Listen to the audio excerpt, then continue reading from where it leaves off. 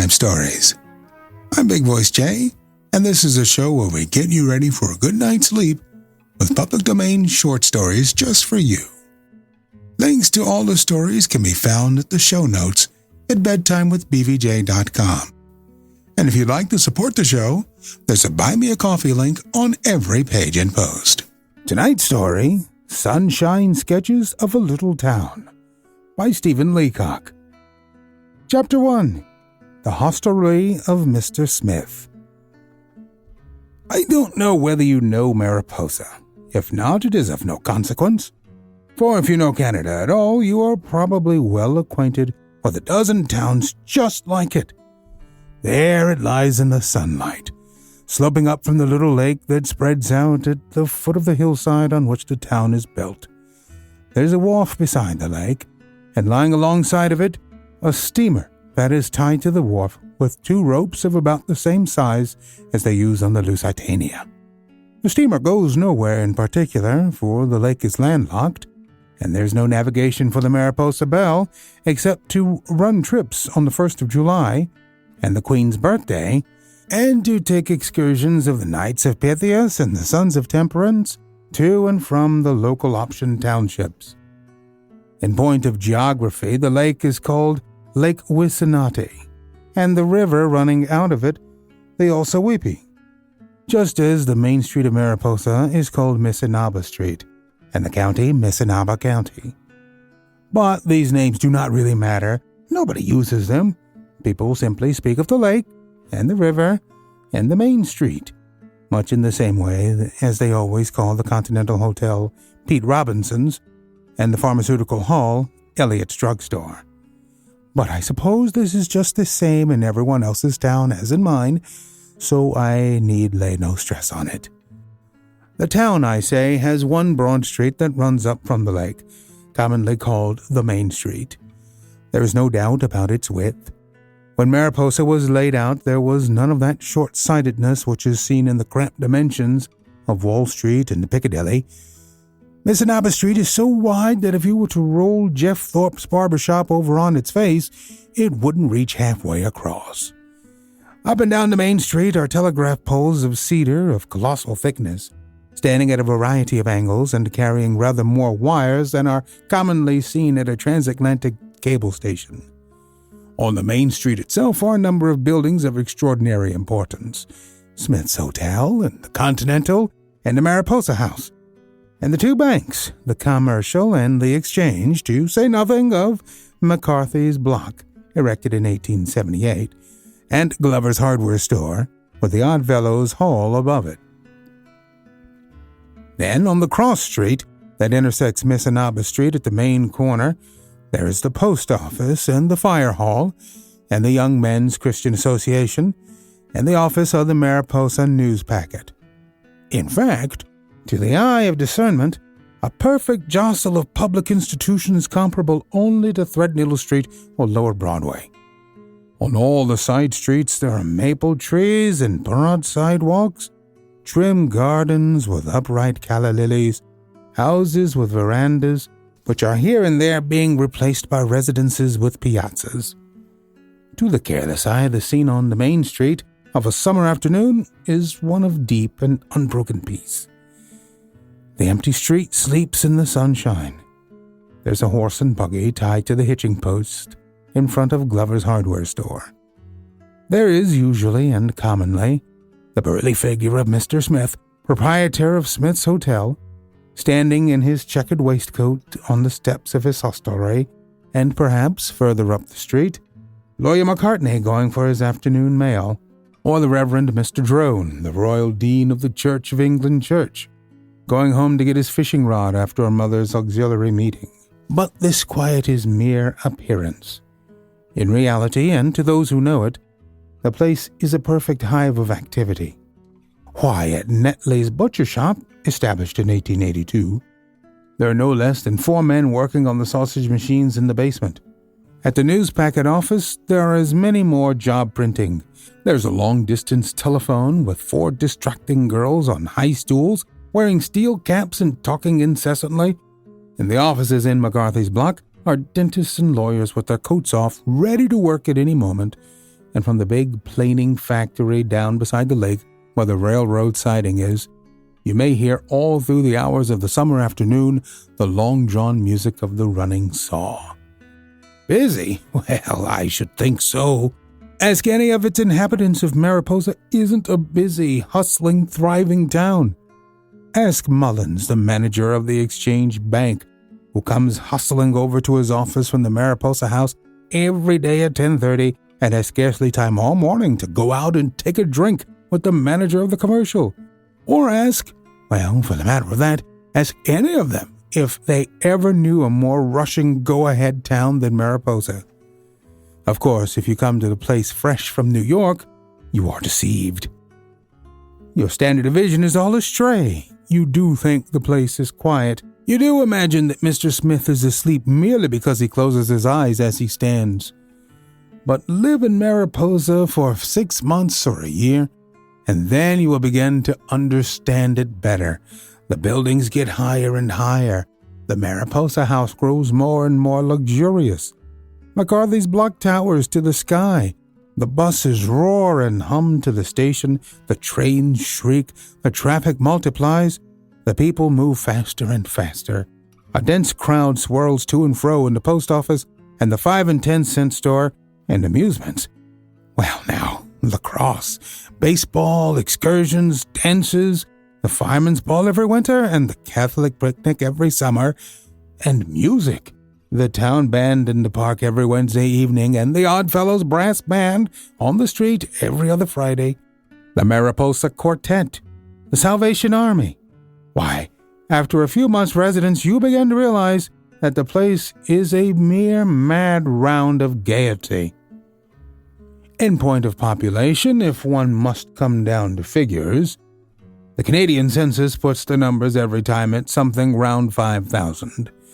But it is very generally understood in Mariposa that the census is largely the outcome of malicious jealousy.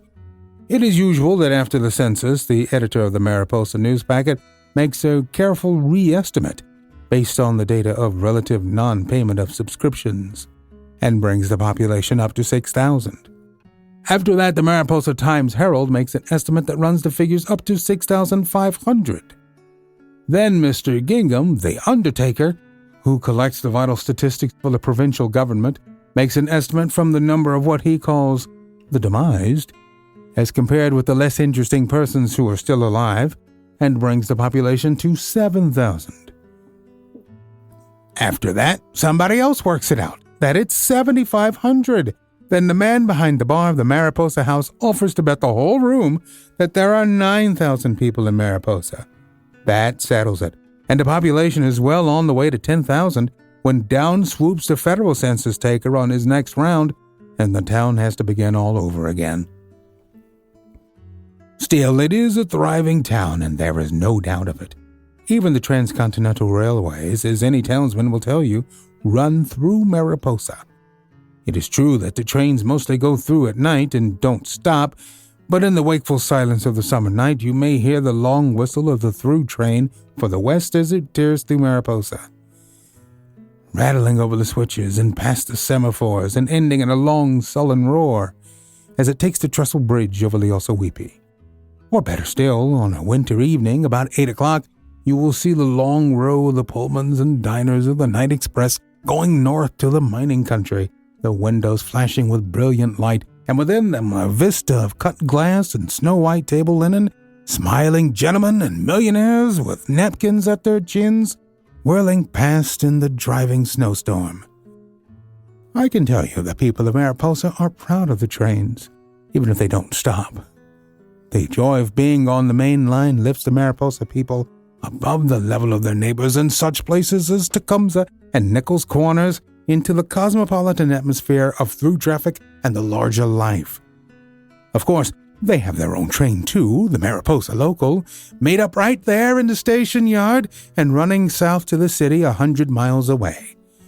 That, of course, is a real train with a box stove on end in the passenger car, fed with cordwood upside down and with 17 flat cars of pine lumber set between the passenger car and the locomotive so as to give the train its full impact when shunting.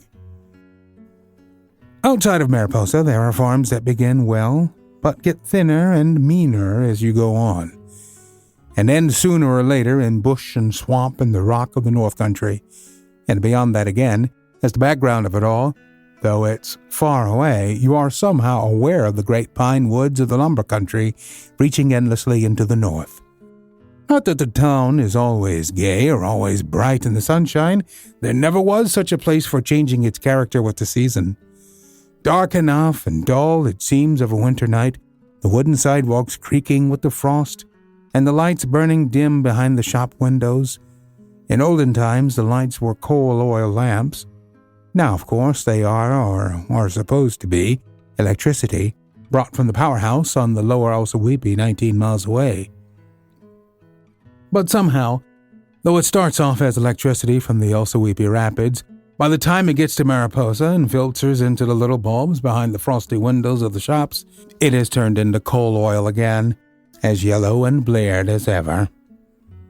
After the winter, the snow melts and the ice goes out of the lake, the sun shines high and the shantymen come down from the lumber woods and lie round drunk on the sidewalk outside of Smith's Hotel. And that's springtime. Mariposa is then a fierce, dangerous lumber town calculated to terrorize the soul of a newcomer who does not understand that this also is only an appearance, and that presently the rough-looking shantymen will change their clothes and turn back again into farmers. Then the sun shines warmer and the maple trees come out, and Lawyer McCartney puts on his tennis trousers, and that's summertime. The little town changes to sort of a summer resort. There are visitors up from the city. Every one of the 7 cottages along the lake is full. The Mariposa Belle churns the waters of the Wissanati into foam as she sails out from the wharf in a cloud of flags, the band playing and the daughters and sisters of the Knights of Pythias dancing gaily on the deck. That changes too. The days shorten, the visitors disappear, the goldenrod beside the meadow droops and withers on its stem. The maples blaze in glory and die. The evening closes dark and chill. In the gloom of the main corner of Mariposa, the Salvation Army around a naphtha lamp lift up the confession of their sins. And that is autumn. Thus the year runs its round, moving and changing in Mariposa much as it does in other places. If then you feel that you know the town well enough to be admitted into the inner life and movement of it, walk down this June afternoon halfway down the main street, or, if you like, halfway up from the wharf, to where Mr. Smith is standing at the door of his hostelry. You will feel as you draw near that it is no ordinary man that you approach. It is not alone the huge bulk of Mr. Smith, 280 pounds as tested on Netley scales. It is not merely his costume, though the checkered waistcoat of dark blue with the flowered pattern forms, with his shepherd's plaid trousers, his gray spats and patent leather boots, a color scheme of no mean order. Nor is it merely Mr. Smith's finely modeled face. The face, no doubt, is a notable one, solemn, inexpressible, unreadable, the face of the heaven-born hotel keeper. It is more than that. It is the strange, dominating personality of the man that somehow holds you captive. I know nothing in history to compare with the position of Mr. Smith among those who drink over his bar, except, though in a lesser degree, the relation of the Emperor Napoleon to the imperial guard. When you meet Mr. Smith first, you think he looks like an overdressed pirate. Then you begin to think him a character. You wonder at his enormous bulk. Then the utter hopelessness of knowing what Smith is thinking by merely looking at his features gets on your mind and makes the Mona Lisa seem an open book and the ordinary human countenance as superficial as a puddle in the sunlight. After you have had a drink in Mr. Smith's bar and he has called you by your Christian name, you realize that you are dealing with one of the greatest minds in the hotel business. Take, for instance, the big sign that sticks out into the street above Mr. Smith's head as he stands. What's on it? J.O.S. Smith, Prop. Nothing more. And yet the thing was a flash of genius. Other men who had had the hotel before Mr. Smith had called it by such feeble names as the Royal Hotel and the Queen's and the Alexandria. Every one of them failed. When Mr. Smith took over the hotel, he simply put up the sign with J.O.S.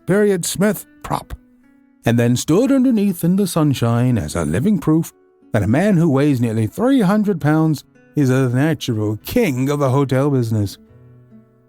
But on this particular afternoon, in spite of the sunshine and deep peace, there was something as near to profound concern and anxiety as the features of Mr. Smith were ever known to express.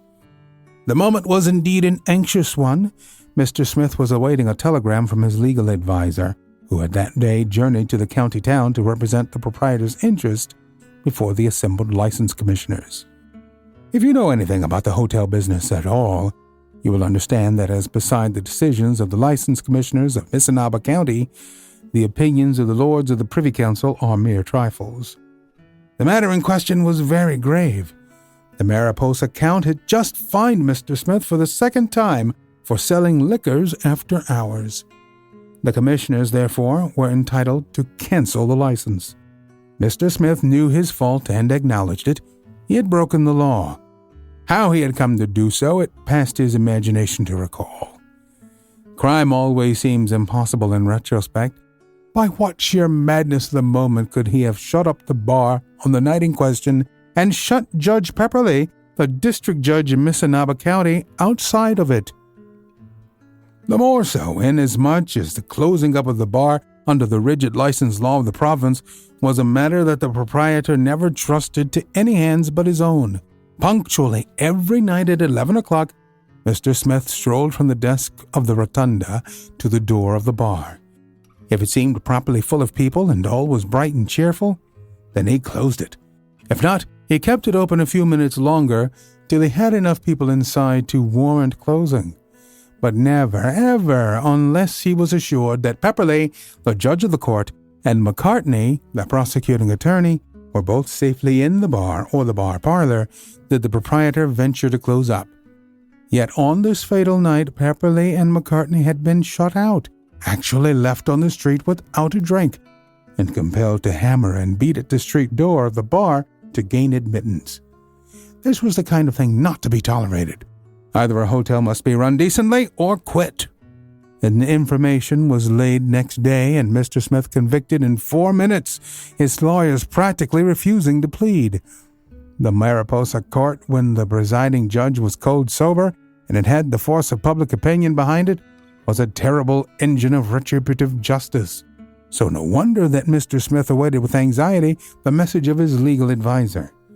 He looked alternatively up the street and down it again, hauled out his watch from the depths of his embroidered pocket, and examined the hour hand and the minute hand and the second hand with frowning scrutiny. Then warily, and as one mindful that a hotel man is ever the servant of the public, he turned back into the hotel.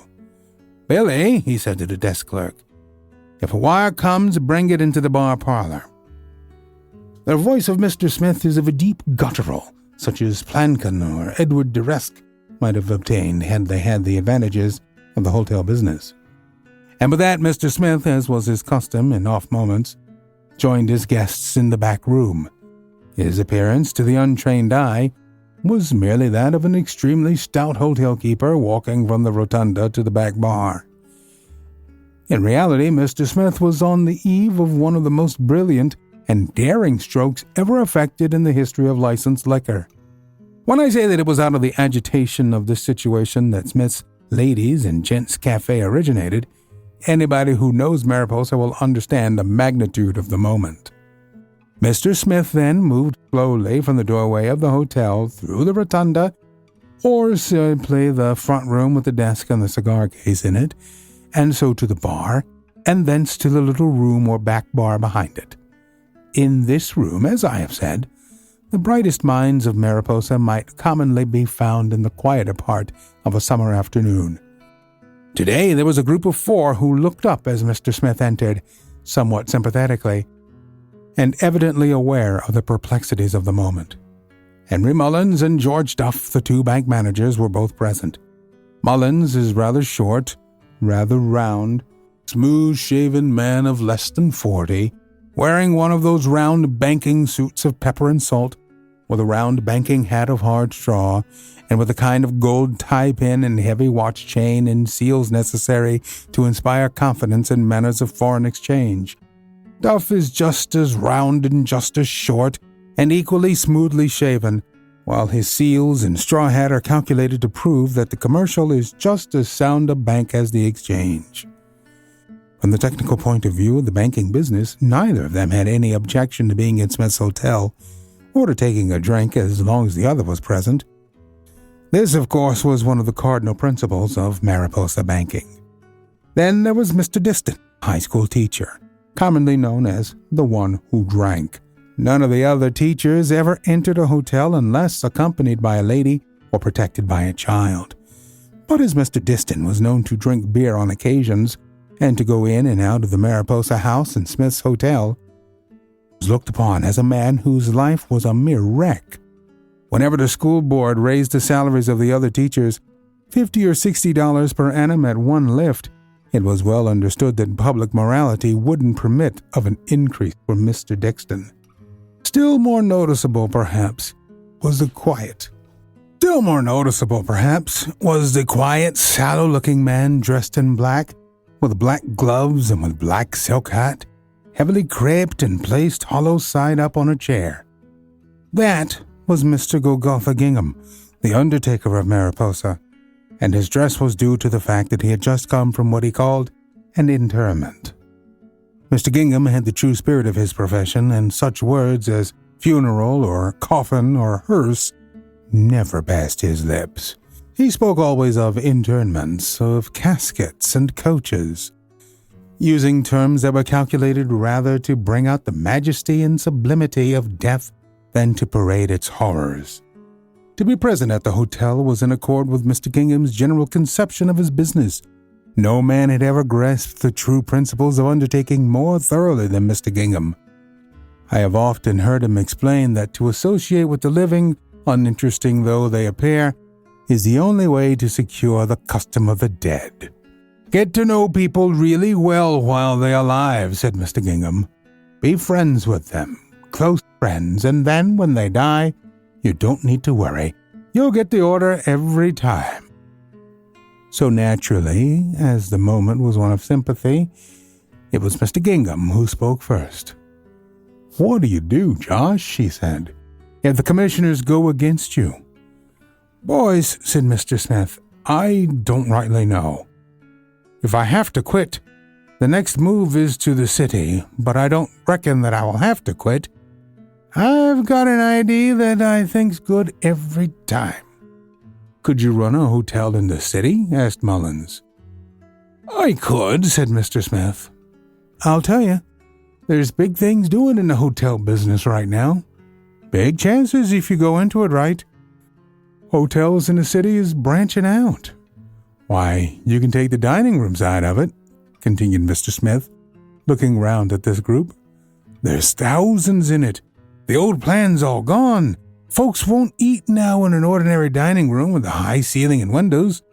You have to get 'em down underground, in a room with no windows and lots of sawdust round and waiters that can't speak English. I seen them places last time I was in the city. They call 'em rats coolers. And for light meals they want a calf, a real French calf. And for folks that come in late, another place that they call a girl room that don't shut up at all. If I go to the city, that's the kind of place I mean to run. What's yours, Goal? It's on the house. It was just at the moment where Mr. Smith said this that Billy, the desk clerk, entered the room with a telegram in his hand. But stop. It is impossible for you to understand the anxiety with which Mr. Smith and his associates awaited the news from the commissioners without first realizing the astounding progress of Mr. Smith in the 3 past years, and the pinnacle of public eminence to which he had attained. Mr. Smith had come down from the lumber country of the Spanish River, where the divide is toward the Hudson Bay, back north as they called it in Mariposa. He had been, it was said, a cook in the lumber shanties. To this day, Mr. Smith can fry an egg on both sides with a lightness of touch that is the despair of his own help. After that, he had run a river driver's boarding house. After that, he had taken a food contract for a gang of railroad navvies on the Transcontinental. After that, of course, the whole world was open to him. He came down to Mariposa and bought out the inside of what had been the Royal Hotel. Those who are educated understand that by the inside of a hotel is meant everything except the 4 outer walls of it. The fittings, the furniture, the bar, Billy the desk clerk, the 3 dining room girls, and above all, the license granted by King Edward VII, and ratified further by King George for the sale of intoxicating liquors. Till then, the Royal had been a mere nothing. As Smith's Hotel, it broke into a blaze of effulgence. From the first, Mr. Smith, as a proprietor, was a wild, rapturous success. He had all the qualifications. He weighed 280 pounds. He could haul 2 drunken men out of the bar each by the scruff of the neck without the faintest anger or excitement. He carried money enough in his trousers pockets to start a bank and spent it on anything, bet it on anything, and gave it away in handfuls. He was never drunk, and as a point of chivalry to his customers, never quite sober. Anybody was free of the hotel who cared to come in. Anybody who didn't like it could go out. Drinks of all kinds cost 5 cents or 6 for a quarter. Meals and beds were practically free. Any persons foolish enough to go to the desk and pay for them, Mr. Smith charged according to the expression of their faces. At first, the loafers and the shantymen settled down on the place in a shower. But this was not the trade that Mr. Smith wanted. He knew how to get rid of them. An army of charwomen turned into the hotel, scrubbed it from top to bottom. A vacuum cleaner, the first seen in Mariposa, hissed and screamed in the corridors. 40 brass beds were imported from the city, not of course for the guests to sleep in, but to keep them out. A bartender with a starched coat and wicker sleeves was put behind the bar. The loafers were put out of business. The place had become too high-toned for them. To get the high-class trade, Mr. Smith set himself to dress the part. He wore wide cut coats of filmy serge, light as gossamer, checkered waistcoats with a pattern for every day of the week, fedora hats light as autumn leaves, 4-in-hand ties of saffron and myrtle green with a diamond pin the size of a hazelnut. On his fingers there were as many gems as would grace a native prince of India. Across his waistcoat lay a gold watch chain in huge square links, and in his pocket a gold watch that weighed 1.5 pounds and marked minutes, seconds, and quarter seconds. Just to look at Josh Smith's watch brought at least 10 men to the bar every evening. Every morning Mr. Smith was shaved by Jefferson Thorpe across the way. All that art could do, all that Florida water could effect, was lavished on his. Mr. Smith became a local character. Mariposa was at his feet. All the reputable businessmen drank at Mr. Smith's bar, and in the little parlor behind it, you might find at any time a group of the brightest intellects in the town. Not but what there was opposition at first. The clergy, for example, who accepted the Mariposa House and the Continental as a necessary and evil, looked askance at the blazing lights and the surging crowd of Mr. Smith's saloon. They preached against him. When the Reverend Dean Drone led off with the sermon on the text, "Lord, be merciful even unto this publican," Matthew 6, it was generally understood as an invitation to strike Mr. Smith dead. In the same way, the sermon at the Presbyterian Church the week after was on the text, "Lo, what now doth Abram in the land of Melchizedek, Kings 8 and 9. And it was perfectly plain that what was meant was, "Lo, what is Josh Smith doing in Mariposa?" But this opposition had been countered by a wide and sagacious philanthropy. I think Mr. Smith first got the idea of that on the night when the steam merry-go-round came to Mariposa. Just below the hostelry on an empty lot, it whirled and whistled, steaming forth its tunes on the summer evening, while the children crowded round it in hundreds. Down the street strolled Mr. Smith, wearing a soft fedora to indicate that it was evening. "What do you charge for a ride, boss?" said Mr. Smith. 2 for a nickel, said the man. Take that, said Mr. Smith, handing out a $10 bill from a roll of money, and ride the little folks free all evening. That night, the merry-go-round whirled madly till after midnight, freighted to capacity with Mariposa children, while up in Smith's hotel, parents, friends, and admirers, as the news spread, were standing 4 deep along the bar. They sold $40 worth of lager alone that night, and Mr. Smith learned, if he had not already suspected it, the blessedness of giving. The uses of philanthropy went further. Mr. Smith subscribed to everything, joined everything, gave to everything. He became an odd fellow, a forester, a knight of Pythias, and a workman. He gave $100 to the Mariposa Hospital and $100 to the Young Men's Christian Association. He subscribed to the ball club, the lacrosse club, the curling club, to anything, in fact, and especially to all those things which needed premises to meet in and grow thirsty in their discussions.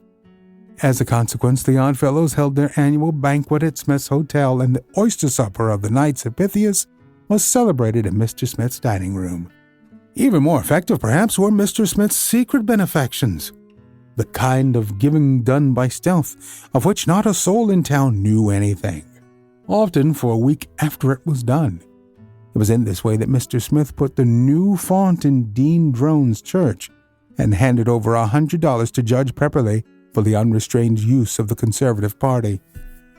So it came about that little by little the antagonism had died down.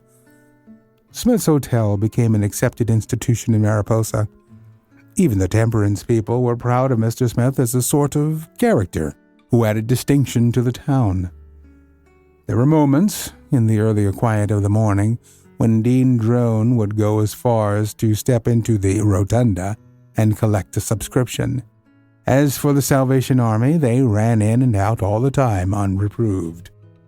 On only one point, difficulty still remained. That was the closing of the bar. Mr. Smith could never bring his mind to it, not as a matter of profit, but as a point of honor. It was too much for him to feel that Judge Pepperley might be out on the sidewalk thirsty at midnight, that the night hands of the Times-Herald on Wednesday night be compelled to go home dry. On this point, Mr. Smith's moral code was simplicity itself. Do what is right and take the consequences. So the bar stayed open. Every town, I suppose, has its meaner spirits. In every genial bosom some snake is warmed. Or, as Mr. Smith put it to Golgotha Gingham, there are some fellers even in this town skunked enough to inform. At first, the Mariposa court quashed all indictments. The presiding judge, with his spectacles on and a pile of books in front of him, threatened the informer with the penitentiary.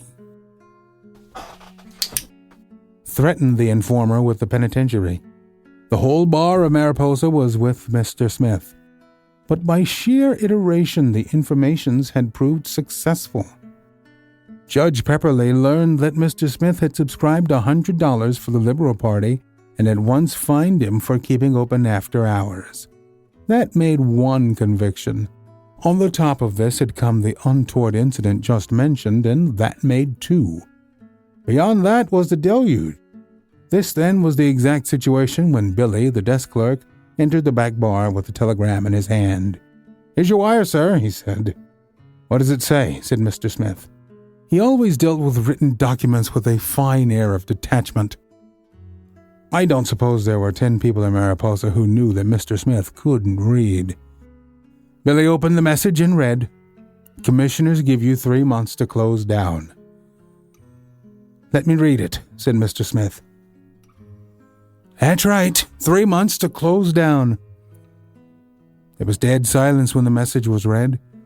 Everybody waited for Mr. Smith to speak. Mr. Gingham instinctively assumed the professional air of hopeless melancholy. As it was afterwards recorded, Mr. Smith stood and studied with the tray in his hand for at least 4 minutes. Then he spoke. "Boys," he said, "I'll be darned if I close down till I'm ready to close down. I've got an idea. You wait and I'll show you." And beyond that, not another word did Mr. Smith say on the subject. But within 48 hours, the whole town knew that something was doing. The hotel swarmed with carpenters, bricklayers, and painters. There was an architect up from the city with a bundle of blueprints in his hand. There was an engineer taking the street level with a theodolite, and a gang of navvies with shovels digging like fury as if to dig out the back foundations of the hotel. "That'll fool 'em," said Mr. Smith. Half the town was gathered round the hotel, crazy with excitement, but not a word would the proprietor say. Great dray loads of square timber and 2x8 pine joists kept arriving from the planing mill. There was a pile of matched spruce 16 feet high lying by the sidewalk.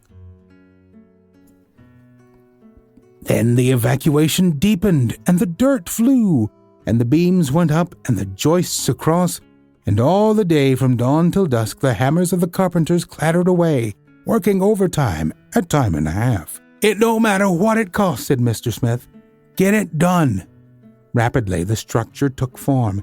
It extended down the side street, joining the hotel at a right angle.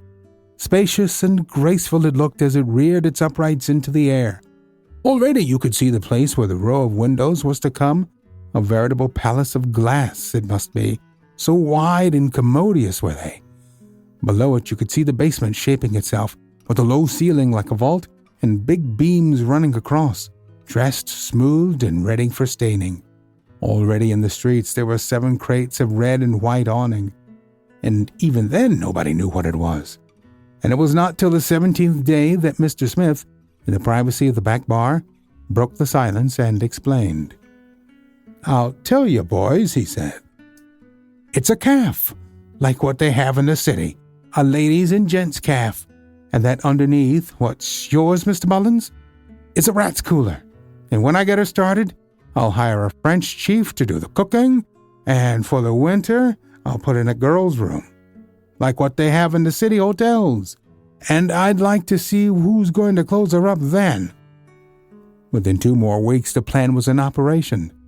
Not only was the calf built, but the very hotel was transformed. Awnings had broken out in a red and white cloud upon its face. Its every window carried a box of hanging plants, and above in glory floated the Union Jack. The very stationery was changed. The place was now Smith's Summer Pavilion. It was advertised in the city as Smith's Tourist Emporium and Smith's Northern Health Resort. Mr. Smith got the editor of the Times-Herald to write up a circular all about ozone and the Mariposa pine woods, with illustrations of the Muskenoge, Pisces mariposas, of Lake Wisanati. The Saturday after that circular hit the city in July, there were men with fishing rods and landing nets pouring in on every train, almost too fast to register. And if, in the face of that, a few little drops of whiskey were sold over the bar, who thought of it? But the calf, that, of course, was the crowning glory of the thing, that and the rat's cooler below. Light and cool, with swinging windows open to the air, tables with marble tops, palms, waiters in white coats. It was a standing marvel of Mariposa. Not a soul in the town except Mr. Smith, who knew it by instinct, ever guessed that waiters and palms and marble tables can be rented over the long-distance telephone. Mr. Smith was as good as his word. He got a French chief with an aristocratic saturnine countenance, and a mustache, an imperial, that recalled the late Napoleon III. No one knew where Mr. Smith got him. Some people in the town said he was a French marquis. Others said he was a count and explained the difference. No one in Mariposa had ever seen anything like the calf. All down the side of it were the grill fires with great pewter dish covers that went up and down on a chain, and you could walk along the row and actually pick out your own cutlet and then see the French marquis throw it on the broiling iron. You could watch a buckwheat pancake whirled into existence under your eyes and see fowls' legs deviled, peppered, grilled, and tormented till they lost all semblance of the original Mariposa chicken. Mr. Smith, of course, was in his glory. "What have you got today, Alf?" he would say, as he strolled over to the marquee. The name of the chief, I believe, was Alphonse, but Alf was near enough for Mr. Smith. The marquis would extend to the proprietor the menu. "Voyez, monsieur, la carte du jour." Mr. Smith, by the way, encouraged the use of the French language in the calf. He viewed it, of course, solely in its relation to the hotel business, and, I think, regarded it as a recent invention.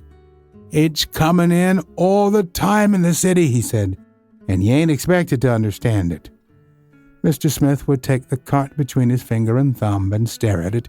It was all covered with such devices as potage la Mariposa, filet mignon à la propriétaire, côtelette Smith, and so on. But the greatest thing about the calf were the prices. Therein lay, as everybody saw at once, the hopeless simplicity of Mr. Smith. The prices stood fast at 25 cents a meal. You could come in and eat all they had in the calf for a quarter. "No, sir," Mr. Smith said stoutly. "I ain't gonna try to raise no prices on the public. The hotel's always been a quarter, and the calf's a quarter." "Full? Full of people?" "Well, I would think so. From the time the calf opened at 11 till it closed at 8:30, you could hardly find a table. Tourists, visitors, travelers, and half the people of Mariposa crowded at the little tables, crockery rattling, glasses tinkling on trays, corks popping, the waiters in their white coats flying to and fro, Alphonse whirling the cutlets and pancakes into the air, and in and through it all, Mr. Smith, in a white flannel suit and a broad crimson sash about his waist, crowded and gay from morning till night, and even noisy in its hilarity. Noisy, yes, but if you wanted deep quiet and cool, if you wanted to step from the glare of a Canadian August to the deep shadow of an enchanted glade, walk down below into the Rat's Cooler. There you had it. Dark old beams, who could believe they were put there a month ago? Great casks sat on end with legends such as Amontillado Fino, done in gilt on a black ground, tall steins filled with German beer soft as moss, and a German waiter noiseless as moving foam. All who entered the Rat's Cooler at 3 of a summer afternoon was buried there for the day. Mr. Golgotha Gingham spent anything from 4 to 7 hours there of every day. In his mind, the place had all the quiet charm of an interment, with none of the sorrows. But at night, when Mr. Smith and Billy, the desk clerk, opened up the cash register and figured out the combined losses of a calf and the Rat's Cooler, Mr. Smith would say, "Billy, just wait till I get the license renewed, and I'll close up this calf so tight they'll never know what hit her. What did that lamb cost? 50 cents a pound, was it? I figure it, Billy, that every one of them hogs eats about $1 worth of grub for every 25 cents they pay on it. As for Alf, by gosh, I'm through with him." But that, of course, was only a confidential matter as between Mr. Smith and Billy. I don't know at what precise period it was that the idea of a petition to the license commissioners first got about the town. No one seemed to know just who suggested it, but certain it was that public opinion began to swing strongly towards the support of Mr. Smith. I think it was perhaps on the day after the big fish dinner that Alphonse cooked for the Mariposa Canoe Club at 20 cents a head that the feeling began to find open expression. That it was a shame that a man like Josh Smith should be run out of Mariposa by 3 license commissioners. Who were the license commissioners anyway? Why, look at the license system they had in Sweden. Yes, in Finland and in South America. Or for the matter of that, look at the French and Italians who drank all day and all night. Aren't they all right? Aren't they a musical people? Take Napoleon and Victor Hugo, drunk half the time, and yet look what they did. I quote these arguments not for their own sake, but merely to indicate the changing temper of public opinion in Mariposa. Men would sit in the cafe at lunch, perhaps for an hour and a half, and talk about the license question in general, and then go down into the Rat's Cooler and talk about it for 2 hours more. It was amazing the way the light broke in the case of particular individuals, often the most unlikely, and quelled their opposition. Take, for example, the editor of the news packet. I suppose there wasn't a greater temperance advocate in town, yet Alphonse steered him with an omelette à la license in one meal. Or take Pepperley himself, the judge of the Mariposa court. He was put to the bad with a game pie. Pete Normand Dauphine herb. The real thing, as good as a trip to Paris in itself. After eating it, Pepperleigh had the common sense to realize that it was sheer madness to destroy a hotel that could cook a thing like that. In the same way, the secretary of the school board was silenced with the stuffed duck a la Ossaweepy. 3 members of the town council were converted with a ding-dong farcy a la Josh Smith. And then finally, Mr. Diston persuaded Dean Drone to come, and as soon as Mr. Smith and Alphonse saw him, they landed him with a fried flounder that even the apostles would have appreciated. After that, everyone knew that the license question was practically settled. The petition was all over the town. It was printed in duplicate at the news packet, and you could see it lying on the counter of every shop in Mariposa. Some of the people signed it 20 or 30 times. It was the right kind of document, too.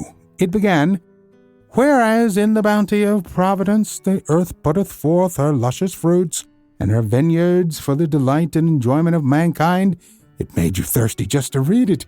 Any man who read that petition over was wild to get to the rat's cooler. When it was all signed up, they had nearly 3,000 names on it.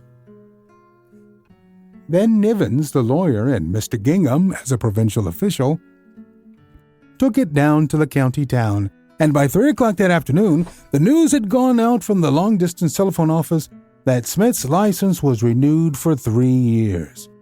Rejoicings! Well, I should think so. Everybody was down wanting to shake hands with Mr. Smith. They told him that he had done more to boom Mariposa than any 10 men in town. Some of them said he ought to run for the town council, and others wanted to make him the Conservative candidate for the next Dominion election. The calf was a mere babble of voices, and even the rat's cooler was almost floated away from its moorings. And in the middle of it all, Mr. Smith found time to say to Billy, the desk clerk, "Take the cash registers out of the calf and the rat's cooler and start counting up the book." And Billy said, "Will I write the letters for the palms and the tables and the stuff to go back?" And Mr. Smith said, "Get 'em written right away." So all evening the laughter and the chatter and the congratulations went on, and it wasn't until long after midnight that Mr. Smith was able to join Billy in the private room behind the rotunda. Even when he did, there was a quiet and a dignity about his manner that had never been there before.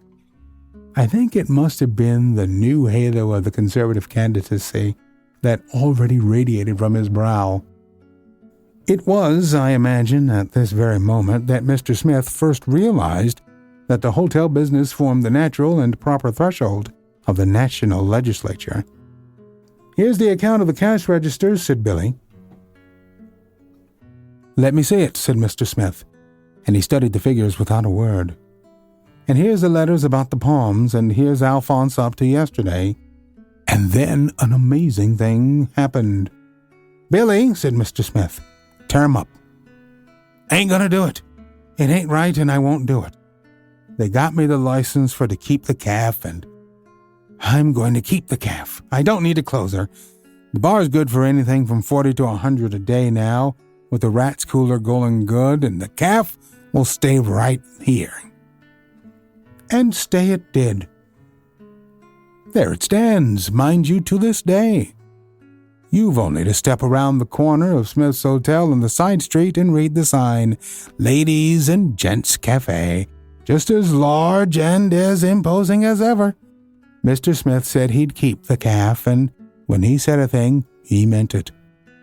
Of course, there were changes, small changes. I don't say, mind you, that the filet de beef that you get there now is perhaps quite up to the level of the filet de boeuf or champion of the days of glory. No doubt the lamb chops in Smith's calf are often very much the same nowadays as the lamb chops of the Mariposa House or the Continental. Of course, things like omelette or truffles practically died out when Alphonse went, and naturally the leaving of Alphonse was inevitable. No one knew just when he went or why, but one morning he was gone. Mr. Smith said that Alf had to go back to his folks in the old country. So, too, when Alf left, the use of the French language as such fell off tremendously in the calf. Even now they use it to some extent. You can still get filet de beef and saucisson au jus, but Billy the desk clerk has considerable trouble with the spelling. The Rat's Cooler, of course, closed down, or rather Mr. Smith closed it for repairs, and there is every likelihood that it will hardly open for 3 years. But the calf is there. They don't use the grills because there's no need to, with the hotel kitchen so handy. The girl room, I may say, was never opened. Mr. Smith promised it is true for the winter, and still talks of it. But somehow there's been a sort of feeling against it. Everyone in town admits that every big hotel in the city has a girl room, and that it must be all right. Still, there's a certain, well, you know how sensitive opinion is in a place like Mariposa. We're always looking for great stories like these to feature on the show. Send your suggestions to bigvoicej@gmail.com. We've got a YouTube channel full of stories from the show. Go to tiny.cc/BVJ Bedtime. Don't forget to leave us a review on Apple Podcasts. It helps to spread the word that we're putting people to sleep every single night. And if you'd like to support the show, there's a Buy Me a Coffee link on every page and post. We have over 350 episodes. Check them all out at bedtimewithbvj.com. Thank you so much for listening. Good night. Diamond Club hopes you have enjoyed this program.